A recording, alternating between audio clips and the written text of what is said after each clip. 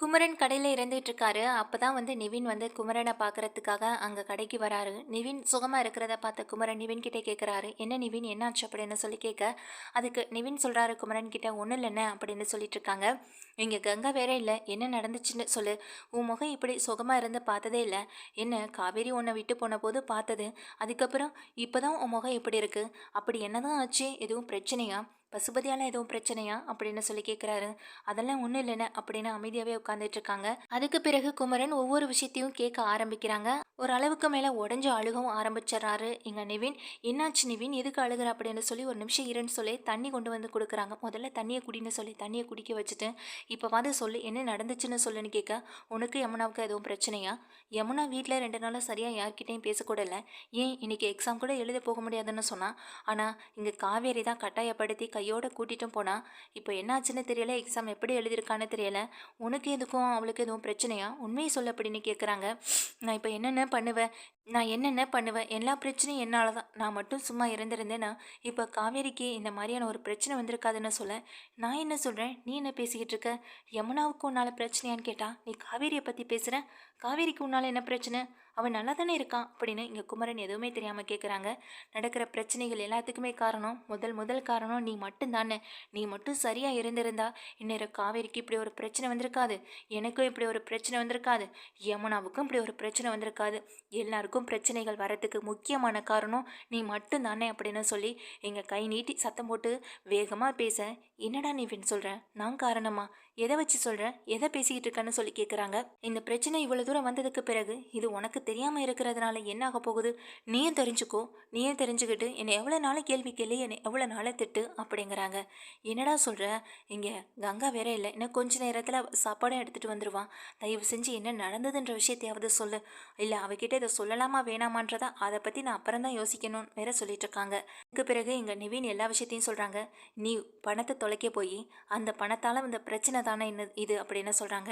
"என்னடா சொல்கிறேன்னு?" கேட்க, "ஆமாண்ணே, நீ மட்டும் பணத்தை தொலைக்காமல் இருந்திருந்தா காவேரி பணத்துக்காக வேறு ஒரு கல்யாணத்தை பண்ணியிருப்பாளாம். தங்கச்சியோட உயிரை காப்பாற்றணுங்கிறதுக்காக அக்ரிமெண்ட்னு ஒரு கல்யாணத்தின பேரில் இப்போ ஒரு பொம்மை கல்யாணத்தை பண்ணி வாழ்ந்துட்டு இருப்பாளாம். இந்த கல்யாணத்துக்கு அப்புறம் இவளுடைய வாழ்க்கை முடிய போகுதேன்னு நினச்சி நான் வருத்தப்படுறத தப்பா? திரும்ப அவளுக்கு வாழ்க்கை கொடுக்கலான்னு வெயிட் பண்ணிட்டு இருக்கேனே, அது என்னுடைய தப்பா?"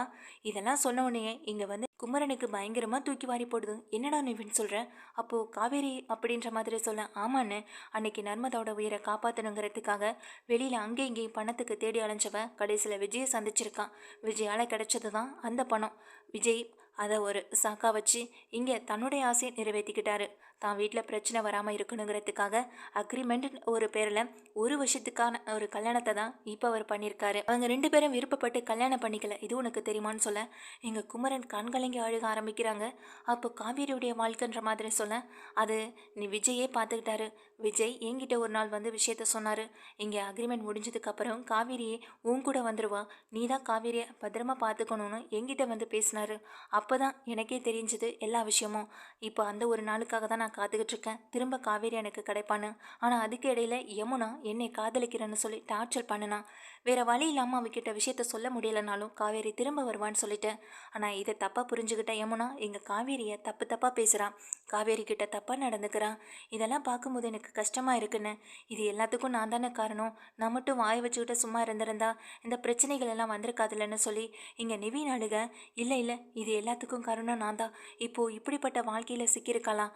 அப்போது எங்கள் விஜயும் காவேரியும் சந்தோஷமாக இல்லையா என்ன?" அப்படின்ற மாதிரி குமரனுக்கே ஒரு பக்கம் ஒரு சந்தேகம் வருது. "இல்லை இல்லை நிவின், நீ சொல்கிறதை நான் நம்ப மாட்டேன். ஏன்னா எனக்கு நல்லா தெரியும், விஜய்க்கும் காவேரிக்கும் விருப்பப்பட்டு தான் அந்த வாழ்க்கையை வாழுறாங்க. இதை நீ சொல்லி நான் நம்பவே மாட்டேன். ஏன்னா உன்னை விட பல தடவை பக்கத்துலேருந்து பார்த்துருக்கேன் நாங்கள். ஏன் நாங்கள் இங்கேருந்து கொடைக்கானல் போனப்போ கூட இங்கே காவேரியை பார்த்து பார்த்து கவனிச்சுக்கிட்டதை நானும் கண்ணால் இருந்து பார்த்தேன். நீ சொல்கிறத என்னால் நம்பவே முடியாதுன்னு சொல்கிறாங்க. "இல்லைன்னு, நான் சொல்கிறதெல்லாம் உண்மைன்னு" அப்படின்னு நிவின் சொல்ல, "இல்லைடா நிவின், நீ சொல்கிறதுல எனக்கு நம்பிக்கை இல்லை. கண்டிப்பாக காவேரி மனசில் நீ இல்லைன்றது காவேரியை தெளிவாக சொல்லிட்டாலன்னு சொல்ல, அதானே எனக்கும் சந்தேகமாகவே இருக்குது. அவள் மனசில் எப்படி என் மேலே இவ்வளோ பெரிய வெறுப்பு வந்தது? என்னை எதுக்காக இப்படி வெறுத்து ஒதுக்குறா? இது ஒரு அக்ரிமெண்ட் கல்யாணம்னு தெரிஞ்சதுக்கு பிறகும் அந்த கல்யாணத்தை பற்றின வாழ்க்கையை பற்றியே பேசிக்கிட்டு இருக்கா. இதெல்லாம் ஏன்னு எனக்கு புரியவே இல்லைன்னு சொல்ல, நான் தான் சொல்கிறேன்ல, நீ சொல்கிறத என்னால் நம்ப முடியலை. நீ சொல்கிற மாதிரி அக்ரிமெண்ட் கல்யாணமாகவே இருந்துட்டு போகட்டுமே. ஆனால் இங்கே எனக்கு என்னமோ தோணுதுன்னா, இங்கே காவேரியும் விஜயும் வாழ்க்கையை ஒருத்தர் ஒருத்தர் புரிஞ்சுக்கிட்டு சந்தோஷமாக வாழ ஆரம்பிக்க போகிறாங்கன்னு தான் தோணுது. எங்கள் விஜயோட மனசில் காவேரியும் காவேரியோட மனசில் விஜயும் இருக்காங்கன்னு தான் தோணுது. இதுக்கிடையில் நீ அவளுடைய வாழ்க்கையில் போய் திரும்ப என் கூட வந்துடுன்னு சொல்கிறது ரொம்ப பெரிய தப்பு நிவின். அது முழுசாக அவன் மனசார ஏற்றுக்கிட்டு வரணும். அப்படி இல்லாத பொண்ணை நீ கட்டாயப்படுத்தி கூப்பிடுறது ரொம்ப பெரிய தப்பு. அதனால் இங்கே யமுனா பேசுகிறத தப்புன்னு நான் சொல்ல மாட்டேன். யமுனாவுக்கு நான் எடுத்து சொல்லி புரிய வச்சுக்கிறேன். தயவு செஞ்சு நீ காவேரி வாழ்க்கையிலையோ யமுனா வாழ்க்கையிலையோ திரும்ப வந்துடாத. இதனால் பிரச்சனைகளை சந்திக்க போகிறது அவங்கள மட்டும்தான் இருக்குன்னு சொல்ல, நீ சொல்கிறத என்னால் ஏற்றுக்க முடியாதுன்னு. காவேரி திரும்ப வருவான், நான் வெயிட் பண்ணுவேன் அப்படின்னு சொல்ல, இதுக்கு குமரன் சொல்கிறாங்க, அப்போ நான் சொல்கிறத நீ செய்யி. இங்கே காவேரியோடைய மனசில் சுத்தமாக நீ இல்லைன்னா இதுக்கப்புறமாவது காவேரியை மறந்துட்டு நீ சந்தோஷமாக வேற ஒரு வாழ்க்கையை தேடிக்கணும். அது உன்னால் முடியுமான்னு சொல்ல, இல்லை இல்லை அப்படியெல்லாம் இருக்காது. காவேரியோடைய மனசில் நான் தான் இருக்கேன். காவேரி ஏதோ மற்றவங்க தப்பாக நினைப்பாங்கன்றதுக்காக என்கிட்ட அப்படி சொல்லிட்டு இருக்கான். மற்றபடி அவன் மனசில் நான் தான் இருக்கேன்னு நிவின் சொல்கிறாங்க. நான் சொல்கிறத மட்டும் செய் அப்படின்னு எங்கள் குமரன் சொல்ல, என்ன வேணாலும் நான் செய்கிறேன்னு நிவின் சொல்கிறாங்க. குமரன் சொல்கிறாங்க நிவின் கிட்ட, இங்கே பாரு, இங்கே நீ காவேரியுடைய மனசில் இல்லைன்னு நிரூபிக்கிறதுக்கு ஒரே ஒரு வாய்ப்பு தரேன். காவேரியுடைய மனசில் விஜய் தான் இருக்காரு. விஜயும் காவேரியும் சந்தோஷமாக தான் இருக்கிறாங்கன்ற நீ தெரிஞ்சுக்கிட்டனா இதுக்கப்புறம் நீ காவேரியை தொந்தரவு பண்ணவே கூடாது, சரியா அப்படின்னு கேட்குறாங்க. இதை கேட்ட இங்கே நிவினும், சரிண்ணே, இதுக்கு நான் சம்மதிக்கிறேன். கண்டிப்பாக இங்கே காவேரியுடைய மனசில் விஜய் இல்லைன்றதை நான் நிரூபித்து காட்டுறேன் அப்படின்னு இங்கே சவால் விடுற மாதிரி பேசுகிறாங்க. இப்போ என்ன பண்ணணும் அதை மட்டும் சொல்லு, நான் செய்கிறேன்னு நிவின் சொல்கிறாங்க. இங்கே குமரன் ஒரு விஷயத்த சொல்கிறாரு, சாரி கங்கா, நான் இந்த மாதிரி ஒரு விஷயத்த பண்ணுறதுக்கு மன்னிச்சிடு. கண்டிப்பாக நிவின் உன்னுடைய வாழ்க்கையில் திரும்பவும் வந்து கஷ்டத்தை கொடுக்கக்கூடாதுன்னு நினைக்கிறேன். அதே போல் நிவின் சொன்ன மாதிரியான எந்த விஷயமும் உன்னுடைய வாழ்க்கையில் நடந்துடக்கூடாதுன்னு நினைக்கிறேன். நீயும் விஜயும் சந்தோஷமாக கடைசி வரைக்கும் வாழணும். அது மட்டும்தான் எங்களுக்கு வேணும். உன்னால் இங்கே யாருக்கும் எந்த பிரச்சனையும் வரக்கூடாது, உனக்கும் எந்த பிரச்சனையும் வரக்கூடாது. அதனால தான் இப்படிப்பட்ட ஒரு விஷயத்தை நான் செய்ய போகிறேன். தயவு செஞ்சு உன்னை கஷ்டப்படுத்துறதுக்கும் அழ வைக்கிறதுக்கும் என்னை மன்னிச்சிரு. நீ அழுகிறதும் கஷ்டப்படுறதும் இதுதான் கடைசியாக இருக்கணும்னு இங்கே குமரனும் மனசில் நினச்சிட்டு விஷயத்த வந்து சொல்லிடுறாங்க. இதை கேட்டு நிவினும், சரிண்ணே, நீ சொல்கிற மாதிரி நானும் செய்கிறேன். நீயே என் கூட இரு. நீயே என் கூட இருந்தனா எனக்கு கொஞ்சம் தைரியமாக இருக்குன்னு சொல்கிறாங்க. கண்டிப்பாடா, நீ பண்ணுறது தப்புன்றதை புரிய வைக்கிறதுக்கு கண்டிப்பாக அவன் கூட இருப்பேன்னு சொல்ல, இங்கே நிவின் பார்க்குறாங்க, குமரனை பார்த்துக்கிறாங்க. சரிவா கிளம்பலான்னு சொல்லிட்டு இங்கே கங்கா வந்த கையோடையே இங்கே கங்கா கிட்ட சொல்லிட்டு கிளம்புறாங்க. கங்கா எங்கே போகிறீங்கன்னு கேட்க, அதுக்கு குமரன் சொல்கிறாங்க, முக்கியமான விஷயம், அதுவும் இங்கே நிவினுக்கு தெரிஞ்சவங்க யாரோ ஒருத்தவங்க, அவங்களுக்கு அளவு எடுக்கணும். அவங்களால கிளம்பி நடக்க முடியாதான், நான் வீடு வரையும் போயிட்டு வரேன்னு சொல்ல, சரிங்க போயிட்டு சீக்கிரம் வந்துடுங்கன்னு இங்கே கங்காவே அனுப்பி வைக்கிறாங்க. இங்கே நிவின் குமரன் 2 பேருமே போகிறாங்க எங்கன்னு பார்த்தா கோவிலுக்கு. ஏன்னா கோவிலில் இந்த விஷயத்த பண்ணுவோம், கடவுளே இதுக்கு வாக்கு கொடுக்குற மாதிரி இருக்கட்டும்னு குமரன் சொன்னதுனால சரின்னு சொல்லிட்டு கோவிலுக்கே போகிறாங்க. கோவிலுக்கு போனதுக்கு பிறகு இங்கே நிவின் என்ன பண்ணுறாங்கன்னா, ஒருத்தவங்களுடைய ஃபோனை வாங்குறாங்க. ஃபோனை வாங்கி இங்கே காவேரிக்கு பண்ணுறாங்க. குரலை மாற்றி பேசுகிறாங்க. ஹலோ காவேரியா அப்படின்னு கேட்குறாங்க. ஆமாம், நீங்கள் யாருன்னு சொல்லி இங்கே வந்து காவேரி கேட்க, கோவிலில் ஒரு ஃபோன் இருந்தது, அந்த ஃபோனில் உங்கள் நம்பர் இருந்தது, காவேரின்னு போட்டிருந்தாங்க, அதான் உங்களுக்கு ஃபோன் பண்ணேன்னு சொல்ல, யாரோட நம்பர்னு கேட்குறாங்க. யாருன்னு தெரியல, ஒரு பக்கத்தில் ஒரு பர்ஸ் இருக்குது, இருங்க ஒரு நிமிஷம் பார்த்து சொல்கிறேன்னு அந்த பர்ஸில் இருக்கிற மாதிரி எடுத்து பேசுகிற மாதிரியே சொல்கிறாங்க. பேர் விஜய்ன்னு போட்டிருக்கு, கம்பெனி கூட வச்சுருக்காங்களா? ஆமாம், உங்களுடைய ஃபுல் டீட்டெயில்ஸ் இல்லை எல்லாமே இருக்குது. இங்கே உங்களுடைய நம்பர் தான் டைலில் இருந்துச்சு, ஆனால் உங்கள் ஃபோன்லேருந்து எங்களால் வந்துட்டு பேச முடியலை, அதனால தான் நான் வேறு ஃபோன்லேருந்து பண்ணினேன், கொஞ்சம் சீக்கிரம் வரீங்களா? அவங்களுக்கு தலையில் அடிபட்டு ரத்தமாக கொட்டி கிடக்கு, இந்த கோவில் பக்கத்துலேருந்து தான் பேசுகிறேன்னு சொல்கிறாங்க. இதை கேட்ட காவேரி பதறி அடித்து ஓடி வராங்க. இப்போ தானே விஜய் பார்த்துட்டு வந்தோம், அதுக்குள்ளே விஜய்க்கு என்னாச்சு அப்படின்ற மாதிரி யோசிக்கிறாங்க. இங்கே விஜய்க்கு கூட ஃபோன் பண்ணாமல் ரொம்ப அழுதுகிட்டு இங்கே ஓடி வராங்க. நான் சொன்ன மாதிரி நடக்கும் பாரு, இன்னும் கொஞ்ச நேரத்தில் காவேரி வருவா பாரு அப்படின்னு சொல்கிறாங்க. அது எப்படின்னு, நீ சொல்கிற மாதிரி நடக்கும் தான், காவேரி வருவாதான். இங்கே வேணால் கொஞ்ச நாள் இருந்ததுக்காக ஒரு ஃப்ரெண்டாக பழகினதுக்காக அவளுக்கு அந்த பாசம் இருக்கலாம், ஆனால் அதுக்காக அது காதல்னு ஆயிடாதுன்னு எங்கள் நிவினும் சொல்கிறாங்க. அதே போல் இங்கே நான் சொன்ன மாதிரி இங்கே விஜய்க்கும் ஃபோன் பண்ணுன்னு சொல்கிறாங்க. விஜய்க்கும் ஃபோன் பண்ணுறாங்க. விஜய்க்கும் இதே மாதிரியான விஷயத்த மாற்றி சொல்கிறாங்க. விஜய் இதை கேட்டு பதறி துடிச்சு போகிறாங்க. உடனே அவங்களும் இங்கே ஒரு ஃபோன் கூட காவேரிக்கு கூட பண்ணாமல் சொன்ன கால் நம்பி அங்கேருந்து காரை எடுத்துகிட்டு வேகமாக ஓடி வராங்க. இங்கே முதல்ல காவேரி வராங்க. காவேரியை ஃபாலோ பண்ணிகிட்டே இருக்காங்க. இங்கேருந்து தானே ஃபோன் வந்ததுன்னு சொல்லி திரும்ப ஃபோன் பண்ணுறாங்க. நான் அந்த ஃபோனுக்கு போக மாட்டுது, ரீச் ஆக மாட்டுது. அதுக்கடையில் இங்கே பின்னாடியே ஃபாலோ பண்ணுறாங்க. அதுக்கு முன்னாடி இங்கே வந்து இங்கே அழுதுட்டு தேடிட்டே இருக்காங்க. அதுக்கு பிறகு அங்கேருந்து விஜயும் வராங்க.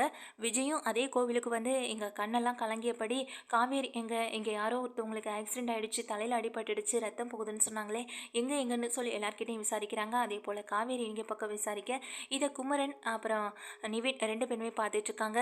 பாத்தியில நான் சொன்ன மாதிரி ஒருத்தர் ஒருத்தர் எப்படி பதறி போகிறாங்க, எப்படி துடிச்சு போகிறாங்க, இது தாண்டா காதல் அப்படின்னு சொல்கிறாங்க. இல்லைண்ணே, நீ சொல்கிறத நம்ப மாட்டேன், கண்டிப்பாக அவங்களுக்குள்ள அப்படி எதுவுமே இல்லை, இது வெறும் ஃப்ரெண்ட்ஷிப் மட்டும்தான் அப்படின்னு சொல்கிறாங்க நிவினும். இல்லைடா, நான் சொல்கிறபடி நடக்கும் பாரு அப்படின்ற மாதிரி குமரன் சொல்லிட்டே இருக்க. இங்கே வந்து கோயிலை சுற்றி வரும்பொழுது 2 பேரும் ஒருத்தரை ஒருத்தர் பார்த்துக்கிறாங்க.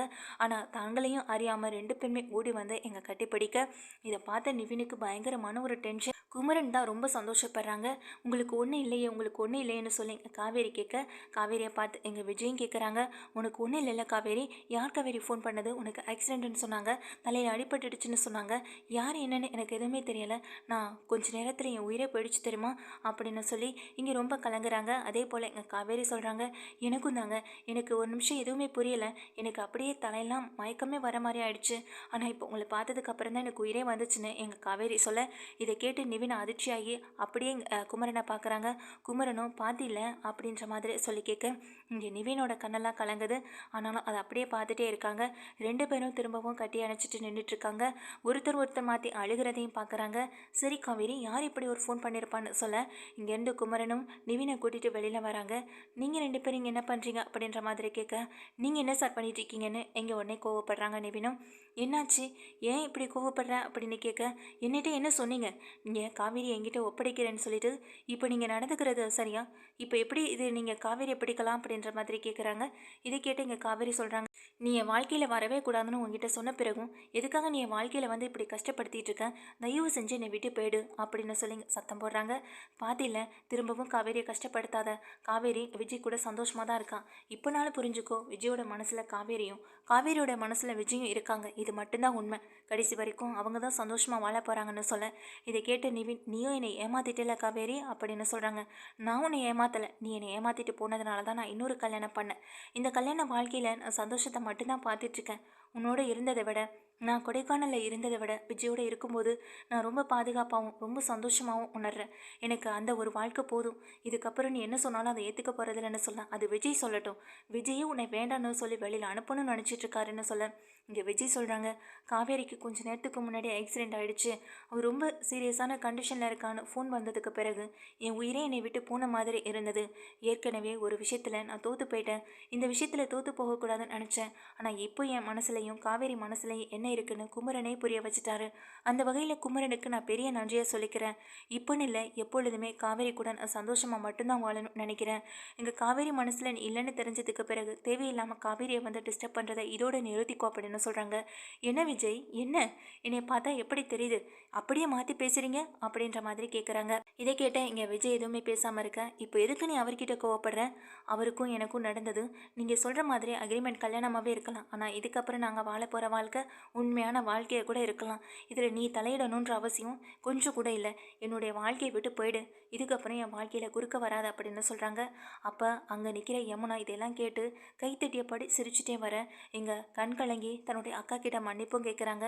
ஏன்னா இங்கே குமரன் யாருக்குமே தெரியாமல் யமுனாவுக்கும் இந்த விஷயத்தை புரிய வைக்கணும், காவேரி மேலே தப்பு இல்லைன்ற விஷயத்தை அவளும் புரிஞ்சுக்கணும், தன்னுடைய அக்கா தன்னுடைய நல்லதுக்காக தான் சில விஷயங்களை பண்ணுறான்றதை புரிஞ்சுக்கணுங்கிறதுக்காக யமுனாவையும் ஃபோன் பண்ணி இங்கே வர சொல்லிடுறாங்க. வர சொன்னதுக்கு பிறகு தான் யமுனாவுக்கு எல்லா விஷயமும் என்னன்றதே புரியுது. இங்கே வந்துட்டு தவறான ஒரு புரிதல் இருந்ததுனால தான் இப்படி ஒரு விஷயம் நடந்திருக்குன்றதையும் யமுனா புரிஞ்சுக்கிறாங்க. என்னை மன்னிச்சிருக்கா, நான் உன்னை தப்பாக நினச்சிட்டேன்னு சொல்லி கட்டி பிடிச்சி கண்கலங்குறாங்க. உனக்கு விஜய் மாமா நல்ல பொருத்தமானவர் தான், எப்படி அவருக்கு உன்னால் துரோகம் பண்ண முடிஞ்சதுன்னு நானும் நினச்சேன், ஆனால் இப்போ தான் தெரியுது ஒருத்தர் ஒருத்தர் விட்டு கொடுக்காம எவ்வளோ பாசத்தை மனசுக்குள்ளே வச்சுருக்கீங்கன்னு. பார்த்துக்க நிவின், இதுதான் காதல், ஆனால் நீ பண்ணுறதுக்கு பேர், நான் அதை என் வாயால் சொல்ல விரும்பலை, தயவு செஞ்சு இனிமேல் அக்காவை டிஸ்டர்ப் பண்ணாத, அவள் வாழ்க்கையை சந்தோஷமாக வாழ விடு, என்னை நீ ஏற்றுக்கலனால எனக்கு பிரச்சனை கிடையாது, என் கூட நீ சேர்ந்து வாழணும், இல்லை என்னை நீ ஏற்றுக்கணும்னு சொல்லியும் உன் பக்கத்தில் வந்து நான் என்றைக்குமே நிற்க மாட்டேன், அதை நான் தப்புன்னு நான் இன்றைக்கி உணர்ந்துட்டேன், ஏன்னா நம்மளை பிடிக்காத ஒருத்தர் பின்னாடி தேடி போகிறத விட குடும்பத்துக்காக அவங்களோட ஆசைக்காக நான் இப்போ படித்து எக்ஸாம் எழுதியிருக்கேன், அதில் நல்லபடியாக நான் பாஸ் பண்ணி ஒரு ஐஏஎஸ் ஆகணுன்றதான் என் குடும்பத்தோட என் அப்பாவோட கனவும் ஆசை எல்லாம், அதெல்லாம் பார்க்கும்போது நீ எனக்கு பெரிய விஷயமும் இல்லை, எனக்கு பெரிய முக்கியமும் இல்லை, நான் உங்ககிட்ட உன் மேலே ஆசைப்பட்டது ரொம்ப பெரிய தப்பு தான், என்னை மன்னிச்சிரு நிவின், என்னால் உனக்கு எந்த தொந்தரவும் இருக்காது, அதே போல் உன்னால் என் அக்காவோட வாழ்க்கைக்கு எந்த தொந்தரவும் இருக்கக்கூடாது அப்படின்னு இங்கே யமுனா சொல்கிறாங்க. யமுனா இந்த விஷயத்துலேருந்து இவ்வளோ பெரிய விஷயத்த கற்றுக்கிட்டதே பெரிய விஷயம்னு இங்கே காவேரி நிற்க, காவேரியை கையை கூட விட முடியாமல் இருக்க பிடிச்சபடி இங்கே விஜய் நிற்கிறத கவனிச்சுட்டே இருக்காங்க. காவேரி கையும் இங்கே விஜய் கையும் சேர்ந்து இருக்கிறத பார்த்த இங்கே நிவினுக்கு ஒரு வார்த்தை கூட பேச முடியல. அங்கிருந்து ரொம்ப கலக்கத்தோட கிளம்பி போக, டேய் நிவின் நிவின் சொல்லிட்டு பின்னாடியே குமரனை போகிறாங்க. விடுன்னு நான் கிளம்புறேன்னு சொல்ல, இப்போனாலும் புரிஞ்சுக்கோடா தயவு செஞ்சு அப்படின்னு சொல்ல, நான் எல்லாத்தையும் புரிஞ்சுக்கிட்டேன், இனிமே எனக்கு யாரும் வேண்டாம், நான் எங்கேயோ போகிறேன் அப்படின்னு சொல்லி அங்கேருந்து கிளம்பி போகிறாங்க. இங்கே யமுனாவும் கலங்கியபடி நிற்க, என்னை மன்னிச்சிருங்க மாமா, நானும் அக்காவை தப்பாக நினச்சிட்டேன்னு சொல்ல, நீ தான் என்னை மன்னிக்கணும், நான் பண்ண ஒரு விஷயத்தால தான் இப்போ இவ்வளோ பெரிய குழப்பம் நடந்திருக்கு. காவேரியை கேட்காம காவேரிக்கு தெரியாமல் இப்படி ஒரு வாக்கு நான் கொடுத்துருக்க கூடாது. காவேரியோடைய மனசில் நிவின் இல்லவே இல்லைன்றதை நான் புரிஞ்சுக்கிட்டேன், நீ இப்போ யார் இருக்காங்கன்றதையும் புரிஞ்சுக்கிட்டேன்னு ஒரு ஸ்மைலோட எங்கள் காவேரியை பார்க்க காவேரி ரொம்ப சந்தோஷத்தோட கலங்கியபடி நின்றுட்டுருக்காங்க. குமரனுக்கும் இப்போ தான் பெரிய நிம்மதியாக இருக்குது.